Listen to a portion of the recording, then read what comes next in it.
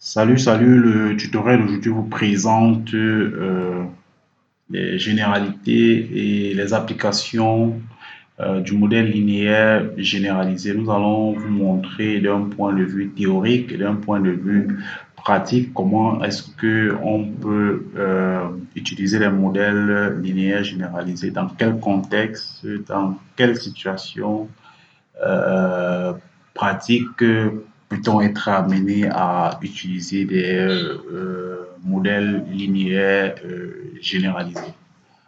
Alors, d'entrée de jeu, disons que la classe des la classe générale des modèles linéaires est composée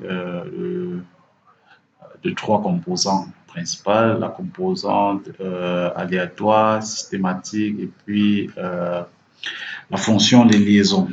Voilà.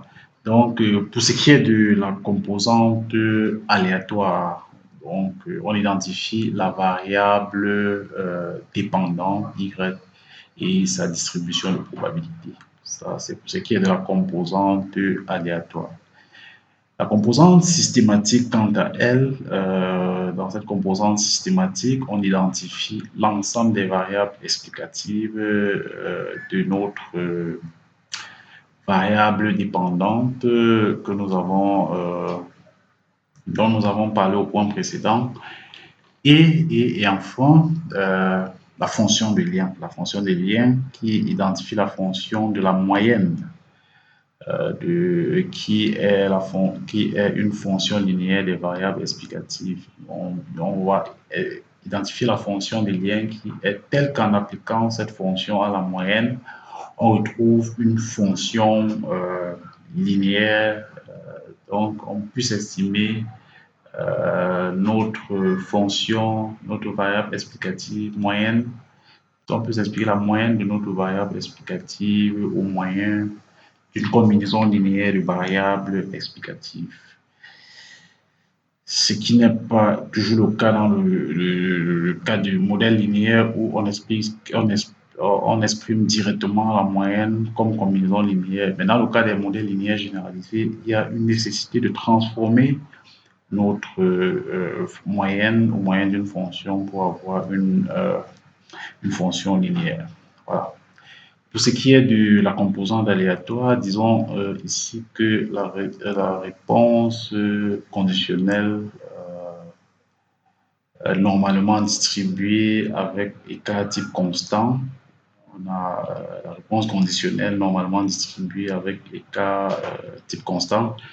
Donc, les modèles de régression que nous avons adaptés jusqu'à présent sont de ce type-là.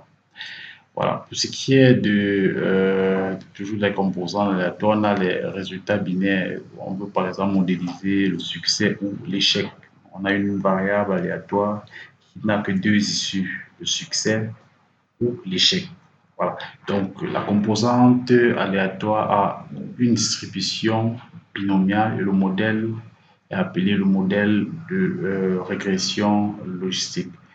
Voilà. Pour ce qui est des modèles pour le comptage de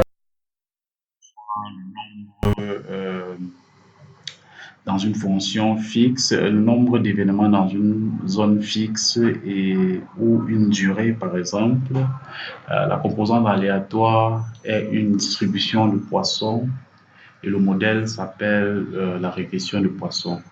On a également les cas où on a les données de comptage avec une variance qui est supérieure à la moyenne. Ce sont des cas de dispersion. Donc, dans ce cas, l'ajustement du modèle peut être une régression binomiale négative. Donc, dans le cas d'une surdispersion, par exemple, le modèle de régression binaire binomiale négative peut être approprié. Également, lorsqu'on a des données continues avec une distribution asymétrique et une variation qui augmente avec la moyenne, la moyenne peuvent être modélisées avec une distribution gamma, par exemple. Lorsqu'on a des données continues avec une distribution qui est asymétrique, le modèle gamma peut être, par exemple, approprié pour la modélisation notre variable. Voilà. Quelles sont les différentes fonctions de liaison habituelles qui sont utilisées dans le cadre de la, du modèle linéaire généralisé? On a les liens identité, les formes utilisées dans les modèles de régression normale et gamma. Voilà, on a la fonction identité, par exemple. Voilà. Pour ce qui est du lien, il y a toujours des fonctions de lien habituelles. On a la fonction logarithmique qui est utilisée lorsque la moyenne ne peut pas être négative lorsque, lorsque les données sont des comptages de poissons. Par exemple, on utilise une fonction logarithmique de façon à transformer notre moyenne en une fonction log normale qui est très utilisée dans le cas de la tarification en assurance, en actuariat, en assurance IARD plus précisément. Voilà, donc il existe également le lien logit qui est utilisé lorsque notre variable est limitée entre 0 et 1, comme lorsque les données sont binaires, on utilise la fonction de lien logit, la fonction de lien logit qui est le logarithme de la fonction du logarithme de la valeur sur 1 moins la valeur. La valeur mu doit être comprise entre 0 et 1. Voilà. Donc, ça, c'est pour ce qui est de la régression logistique, pour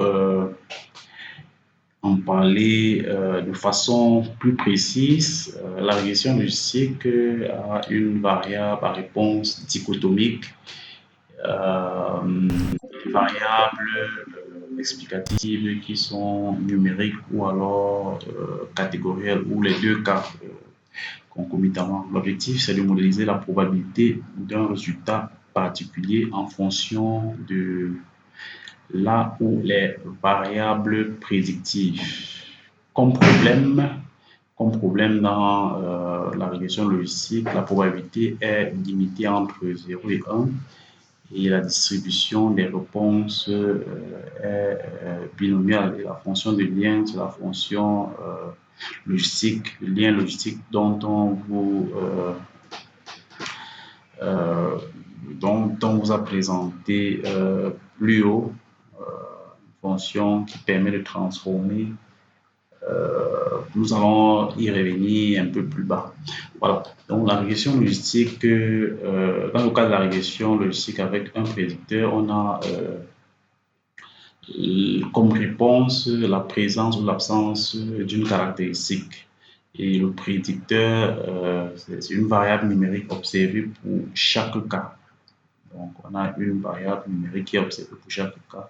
Et le modèle, c'est de modéliser la probabilité de présence au niveau du prédicteur. Donc, comme étant donné que notre loi est notre variable est binaire, on peut choisir une fonction qui permette de voilà, comme étant donné que notre variable est binaire, on peut choisir une fonction de probabilité sous cette forme-là, exponentielle de la combinaison linéaire la combinaison affine de notre variable, puisqu'on a supposé dans ce cas qu'on a une seule variable explicative. Si la probabilité s'écrit sous cette forme-là, exponentielle de alpha 0 plus bêta 1, exponentielle de bêta 0 plus alpha plus bêta 1x sur 1 plus exponentielle de bêta 0 plus alpha plus bêta 1x, on peut utiliser la fonction de lien logit plus haut pour transformer notre probabilité en une fonction linéaire. Lorsqu'on applique notre fonction de lien logit que nous avons présentée plus haut, on obtient tout simplement une fonction linéaire de notre probabilité. Et on a différents cas. Le cas où le coefficient bêta 0 est nul, ça signifie que la probabilité de présence est identique à chaque individu de X. Donc, quel que soit l'individu de X, la probabilité de présence ou d'absence est la même. Et dans le cas où notre bêta 1 est positif, cela signifie que la probabilité de présence de notre caractéristique augmente à mesure que X augmente, si on est dans le cas d'une variable quantitative, explicative. Et dans le cas où notre coefficient bêta 1 est négatif, la probabilité de présence diminue à mesure que X augmente, tout simplement. Voilà. Pour nos coefficients bêta 0 et bêta 1 sont des paramètres inconnus et doivent être estimés au moyen généralement logiciels statistiques tels que SPSS, SAS, R et Stata, et par le maximum, notamment par la méthode du maximum de vraisemblance. L'intérêt primaire dans l'estimation et le test sur le coefficient bêta 0. Voilà. Quel est donc cet intérêt de l'estimation et le test sur bêta 0? Donc, on teste le test sur les grands échantillons comme celui de Wall permet de tester si le coefficient est égal à 0 ou pas, significatif. Savoir si le coefficient est significatif. Et dans la statistique bêta 1 sur des cas type au carré nous permettent de définir la statistique du test d'hypothèse. Et lorsque la valeur observée est supérieure au qui 2 observé, étant donné que cette statistique-là suit une loi du qui 2 à un degré de liberté dans le cas d'un seul paramètre, on accepte tout simplement, on rejette l'hypothèse de nullité de notre coefficient. Voilà. On a également la notion d'odd ratio qui permet une interprétation des coefficients de la régression logistique. En régression linéaire, le coefficient de la pente, par exemple, est le changement dans la moyenne comme réponse à une augmentation d'une unité de notre variable explicative considérée.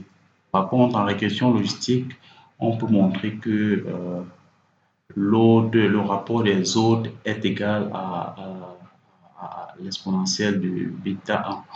Le rapport des ordres qu'on appelle tout simplement l'odd ratio, le rapport des ordres pour chacune des modalités de notre variable explicative. Voilà. Et on peut donc représenter notre changement de cote par exponentielle de bêta, de notre coefficient bêta 1 lorsque x augmente d'une unité. Et donc, on peut avoir les interprétations précédentes. Si notre bêta est égal à 0, la cote et la probabilité sont les mêmes à tous les niveaux de x. Et lorsque notre bêta est supérieur à 0, les cotes et les probabilités augmentent lorsque x augmente. Et dans le cas où bêta est négatif, les cotes et les probabilités diminuent lorsque x augmente, tout simplement. Bon, pour ce qui est de la régression logistique multiple, on a une fonction, une extension à plusieurs variables prédictives, plus d'un prédicteur qui peuvent être numériques ou alors qualitatifs, avec, n'est-ce pas, cas prédicteur, le modèle s'écrit sous la forme qui est donnée là, et l'odd ratio ajusté pour x1 augmentant d'une unité tient pour les différents prédicteurs. Et beaucoup de modèles ont un prédicteur nominal ou alors ordinal et utilisent autrement les variables, n'est-ce pas, qualitatives. Voilà. On peut également faire un certain nombre de tests sur les coefficients de la régression, les tests de significativité globale qui utilisent une statistique de test qui suit une loi du qui-2 à 4 degrés de liberté qui permet de tester la significativité globale de notre modèle. Voilà. Un autre cas de régression de modèle linéaire généralisé qui est beaucoup plus utilisé dans le cas de la tarification en assurance IART est la régression du poisson, le modèle de poisson qui est généralement utilisé pour modéliser le comptage de données. On a donc une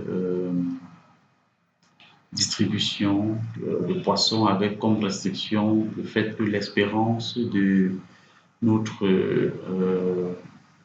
variable explicative doit être égale à la variance de notre variable explicative, ce qui permet d'avoir la fonction de liaison peut être soit le lien identité, mais de façon typique, on utilise le lien logarithmique. Le lien logarithmique qui est un lien qui est tel que en appliquant le logarithme à notre moyenne qu'on veut modéliser, on a une fonction linéaire. Et donc, en revenant à la fonction, à notre moyenne initiale qu'on veut modéliser, on obtient une fonction linéaire avec application, une fonction exponentielle, tout simplement. Donc, vous voyez que dans le cas où, par exemple, le modèle linéaire n'est pas approprié, dans le cas où la régression linéaire n'est pas appliquée, on peut, par exemple, appliquer le logarithme à notre fonction pour modéliser le logarithme de notre variable d'intérêt comme combinaison linéaire de variables explicatives et revenir après à notre fonction initiale en appliquant tout simplement l'exponentielle. Et dans ce cas, les tests se font comme dans le cas de la régression logistique. Et dans le cas où la moyenne n'est pas égale à la variance, les cas de surdispersion, on remplace tout simplement la loi de Poisson par la loi binomiale négative. Voilà, donc c'était tout ce tutoriel sur les modèles linéaires généralisés. Nous espérons qu'ils vous ont permis de comprendre la notion de modèles linéaires généralisés qui peuvent être appliqués à à plusieurs autres fonctions de lien que nous n'avons pas présentées. Ce qui importait ici, c'était le principe. Voilà. Donc, rendez-vous très prochainement dans de nouvelles aventures.